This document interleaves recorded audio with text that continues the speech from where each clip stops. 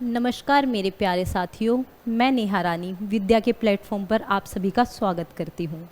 जैसा कि आपको पता होगा कि जिनको भी टीचर बनना है उनके लिए आ चुका है एक सुनहरा अवसर। जी हाँ, सुनहरा अवसर। आप लोगों को लग रहा है डर, क्योंकि टैट अब कर दिया है सुप्रीम कोर्ट ने अनिवार्य। आप लोग तो सब जानते ही होंगे टैट के बारे में। अगर नहीं भी पता है तो टैट और आरटी 2009 को हमारे दीपक सर, हमारे सीनियर फैकल्टी उन्होंने इसको बहुत अच्छे से एक्सप्लेन किया है, जिसका लिंक डिस्क्रिप्शन बॉक्स में दिया गया है। आप उस पर क्लिक करके उनकी और भी जानकारी इस विषय में प्राप्त कर सकते हैं।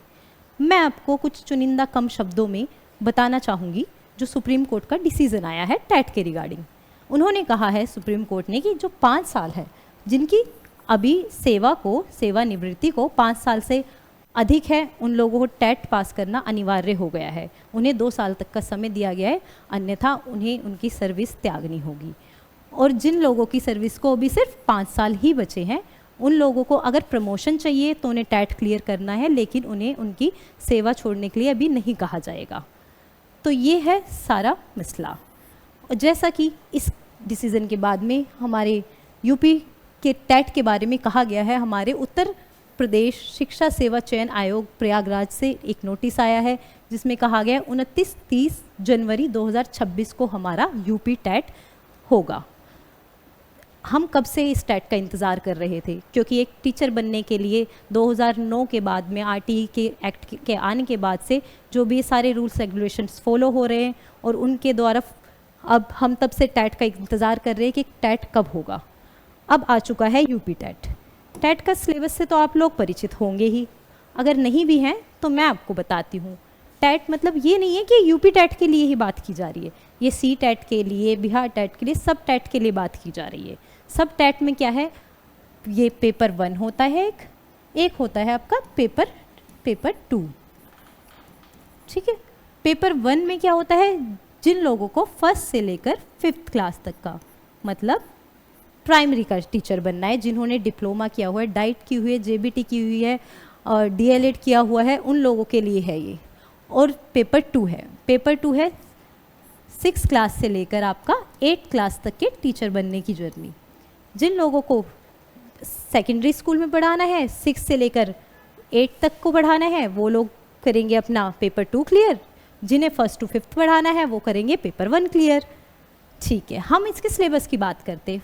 फर्स्ट में आता है आपका सीडीपी, मतलब चाइल्डहुड एंड ग्रोइंग अप वाला, जो कि आप अपने टीचिंग के टाइम पर मतलब बीएड में या डाइट में, डीएलएड में पढ़कर ही आए होंगे। ठीक है, वो आता है आपका 30 नंबर का। उसके बाद में आपका आता है हिंदी, मतलब ये आपकी बेसिकली होती है लैंग्वेज 1। ठीक है, ये भी आती है आपकी 30 नंबर की। देन लैंग्वेज 2 आती है, जो हो सकती है आपकी इंग्लिश है। ठीक है, 30 मार्क्स की। और उसके बाद में आता है आपका इन्वायरमेंट यानी कि आपका है पर्यावरण, वो भी आता है आपका 30 नंबर का।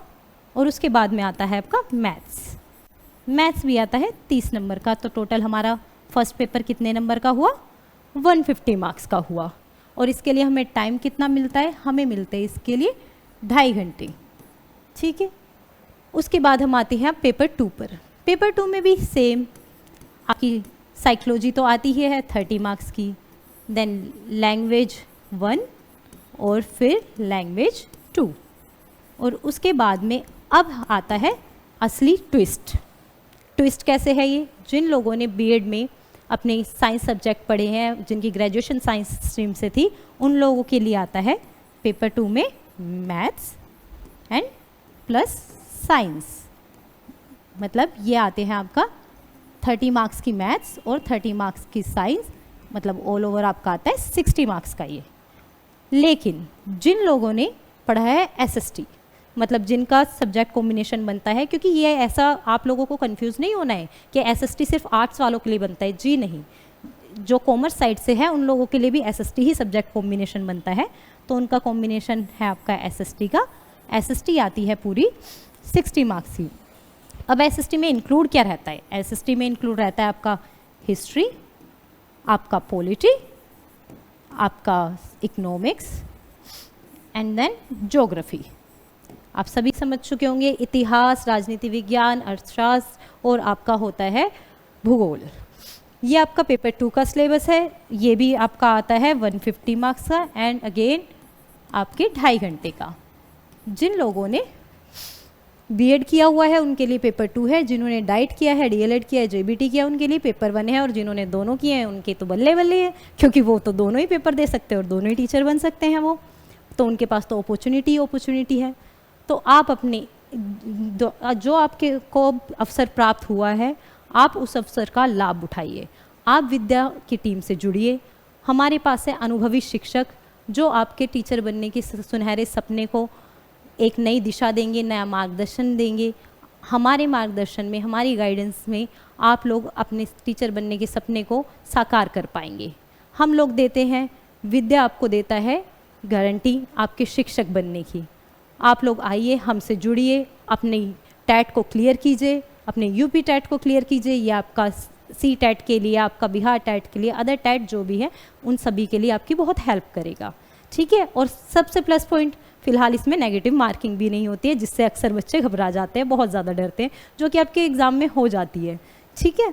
और अभी आप लोगों को पता ही होगा, यूपी में तो एलटी और जीआईसी के भी एग्ज़ाम निकले हुए। वहाँ पर अभी तक तो बाउंडेशन है नहीं टैट की, लेकिन अब टैट देना जब सुप्रीम कोर्ट ने अनिवार्य कर दिया है तो वहाँ भी टैट देना अनिवार्य हो जाएगा। तो इसलिए आप लोगों के पास ये बहुत अच्छा अवसर है इसी बार वाले यूपी टैट को, जो आपका 29 व 30 जनवरी 2026 में होने वाला है, उसको अपने पहले प्रयास में पास करें। हमारी टीम के साथ जुड़े, हम लोग आपका पूरा सहयोग करेंगे। हमारी ऑनलाइन टीम, हम 24/7 हमारी डिजिटल टीम के थ्रू आप लोग हमसे कनेक्ट रहेंगे। आप लोग अपने डाउट्स क्लियर सेशन लेंगे, आप लोग अपना स्टडी मटेरियल यहाँ से लेंगे। आपके पास में बहुत सारी अपॉर्चुनिटी है। ऑनलाइन मोड तो इतना बेस्ट हो चुका है कि आप दूर दराज के क्षेत्रों में बैठे हुए भी कहीं भी बैठकर कोचिंग ले सकते हैं। हमारा ऑफलाइन सेंटर है मुखर्जी नगर में। बिल्कुल आप लोग हमसे जुड़िए, अपना सपना साकार कीजिए। All the best guys, thank you.